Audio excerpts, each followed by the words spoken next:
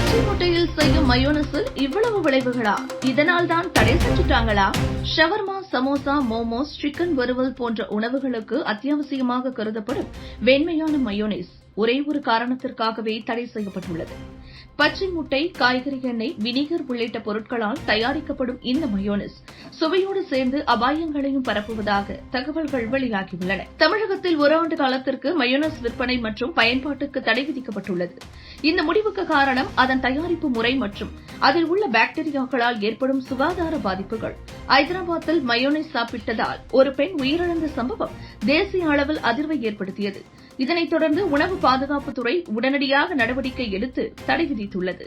பச்சை முட்டையிலிருந்து தயாரிக்கப்படும் மயோனைஸில் சால்மனெல்லா போன்ற பாக்டீரியாக்கள் அதிகம் வளரக்கூடும்.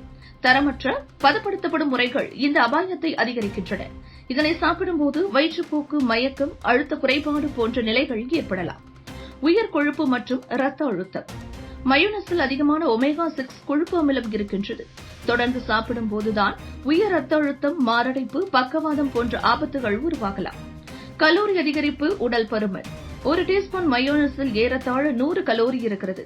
தினசரி உபயோகத்தில் இது எடை அதிகரிக்க வழிவகுக்கும்.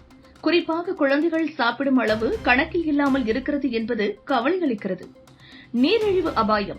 மயோனைஸ் அதிகமாக உட்கொள்ளும் போது ரத்தத்தில் சர்க்கரை அளவு உயரும். இதனால் நீரிழிவு வரக்கூடிய அபாயம் அதிகரிக்கிறது. இதில் இருக்கும் நிறைவுற்ற கொழுப்புகள் உடல் எடையை மட்டுமல்லாமல் இதய ஆரோக்கியத்தையும் பாதிக்கின்றன. சுவைக்கு மட்டுமல்லாமல் சுகாதாரத்தையும் கருத்தில் கொண்டு உணவை தேர்ந்தெடுப்பது இன்றைய காலத்தில் அவசியமாகியுள்ளது. இனிமேல் மயோனைஸை சாப்பிடும் முன் ஒரு முறை யோசிக்க தவறாதீர்கள். மயோனைஸ் என்பது இன்று பலர் அன்றாட உணவுகளில் பயன்படுத்தும் ஒரு முக்கிய டிப்பாக மாறியுள்ள நிலையில் அதற்கான சுகாதார அபாயங்கள் மிக அதிகமாக பேசப்பட்டு வருகின்றன.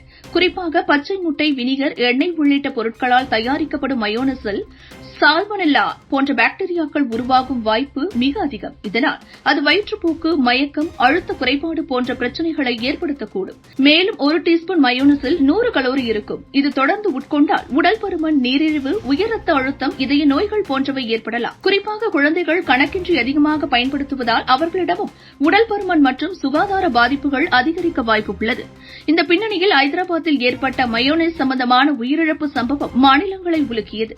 இதைத் தொடர்ந்து தமிழக அரசு ஒரு வருடத்திற்கு மயோனைஸை தடை செய்யும் முடிவை எடுத்துள்ளது. சுருக்கமாக சொன்னால், சுவைக்கு மட்டும் நம்மை ஈர்க்கும் மயோனைஸ் உண்மையில் உடலுக்கு தீங்கான பொருள் என்பதை உணர வேண்டும்.